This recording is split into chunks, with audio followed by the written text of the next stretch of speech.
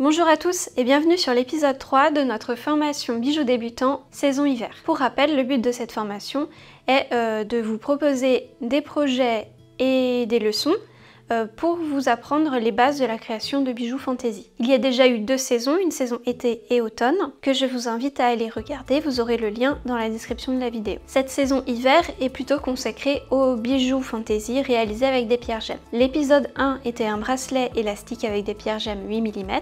L'épisode 2, des boucles d'oreilles pendantes avec de la chaîne et des pierres gemmes. Et cet épisode 3, on va utiliser les restes des 2 premiers épisodes pour réaliser un collier. Vous allez voir, ce n'est pas beaucoup plus compliqué que l'épisode précédent. Pour cet épisode-ci, je vais vous montrer d'abord les différents noms de fermoirs, les différents types de fermoirs, pour que vous puissiez rechercher avec les bons termes le fermoir que vous souhaitez. Parce que c'est vrai que si on ne connaît pas le nom des fermoirs, c'est difficile de trouver ce qu'on a en tête.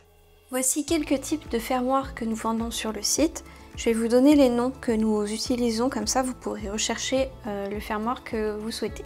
Donc le plus classique, c'est le fermoir mousqueton, qui a cette forme-là.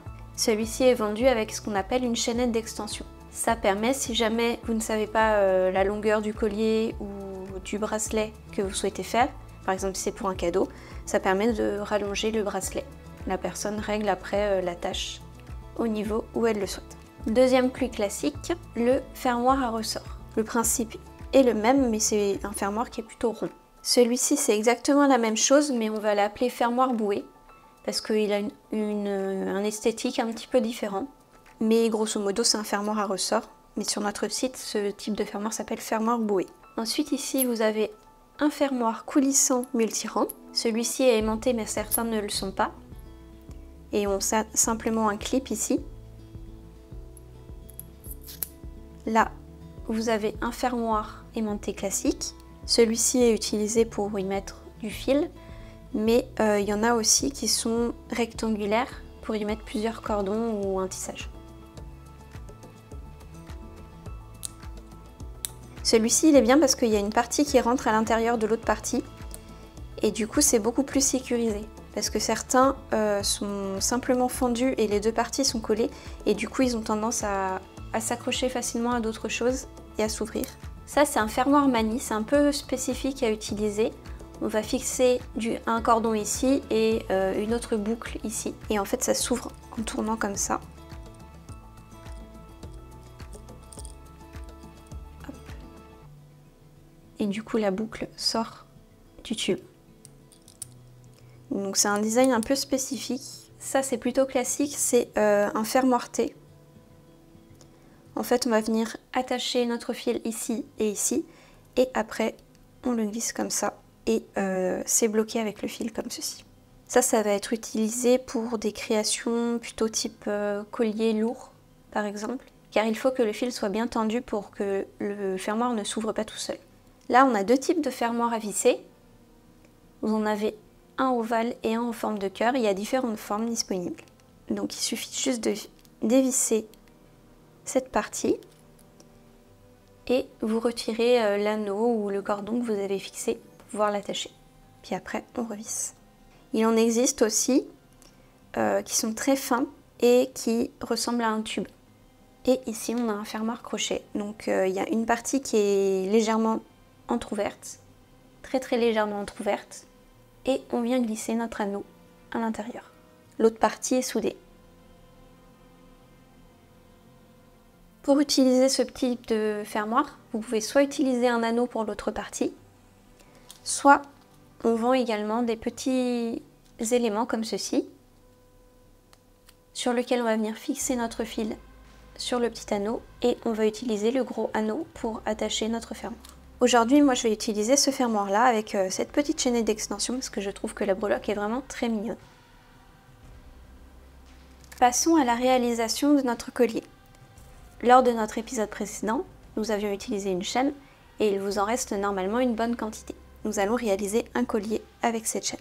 Au centre de ce collier, je vais réaliser un petit intercalaire. Pour ça, vous aurez besoin d'un clou tête ronde.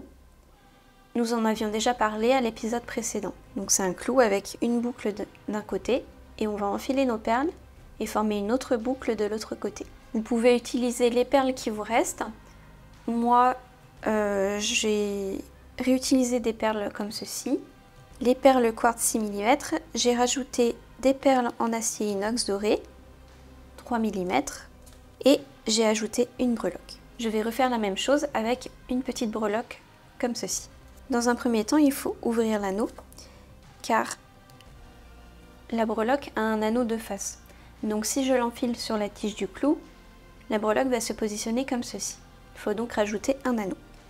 Ici, je n'en ai pas eu besoin car l'anneau est dans l'autre sens. Pour ouvrir et fermer un anneau, vous faites pivoter les deux bouts, puis après vous les ramenez et vous frottez bien l'un contre l'autre les bouts pour être sûr qu'il n'y a aucun espace. On ouvre comme ceci et on referme comme cela. Ensuite, je vais former légèrement mon fil en arrondi et je pourrai le reformer après si nécessaire. J'enfile une perle en acier inox ou une autre perle en laiton, ça dépend ce que vous voulez utiliser. Une perle en pierre gemme quartz rose, mes perles striées, ma breloque. Et on fait la même chose. Il faut penser à garder une bonne longueur de clou pour pouvoir former la boucle facilement. Ensuite, j'attrape mon clou et je vais venir former un angle droit comme ce que je vous avais montré à l'épisode 2. Voilà, on recoupe. Donc le mieux c'est d'utiliser une pince cisaille. Moi j'ai une pince coupante qui est très vieille et dont je ne tiens plus forcément, donc je vais l'utiliser. Mais n'utilisez pas vos belles pinces coupantes pour couper de l'acier inox parce que ça va les abîmer. Alors on va couper à peu près 8 mm.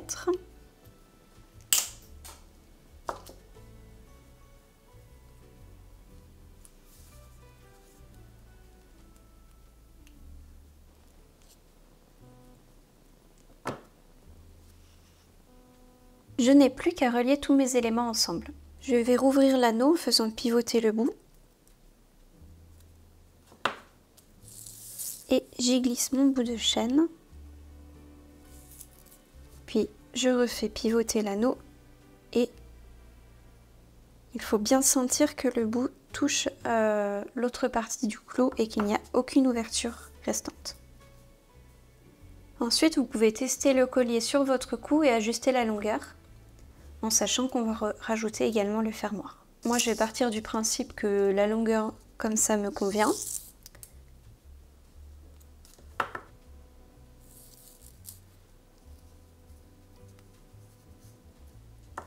Voilà. Pour repérer le centre de la chaîne, on peut faire comme cela. Et on peut mesurer pour vérifier que c'est bien la même longueur des deux côtés. Normalement, si vous faites pendre votre collier, l'intercalaire doit être bien équilibré. Mon collier avec la pince cisaille ou une pince à laquelle on ne tient plus, si ça n'a pas bien coupé, on peut un peu plier l'anneau et il va finir par casser. Ensuite, il faut déterminer si le fermoir il a déjà un anneau ouvert ou pas. Là, j'ai déjà un anneau ouvert. Des fois, c'est un anneau fermé. Dans ce cas, il faut utiliser un anneau ouvert supplémentaire. Comme c'est un anneau ouvert, je n'ai qu'à ouvrir mon anneau et le glisser dans ma chaîne.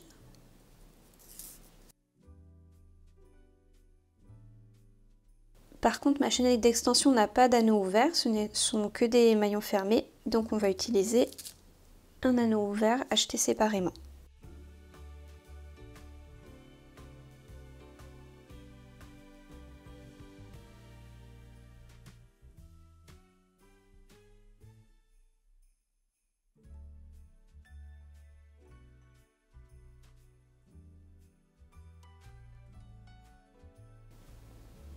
Et voilà, mon collier est terminé. Merci à tous d'avoir regardé cet épisode, j'espère qu'il vous a plu. Je vous dis à la prochaine pour l'épisode 4.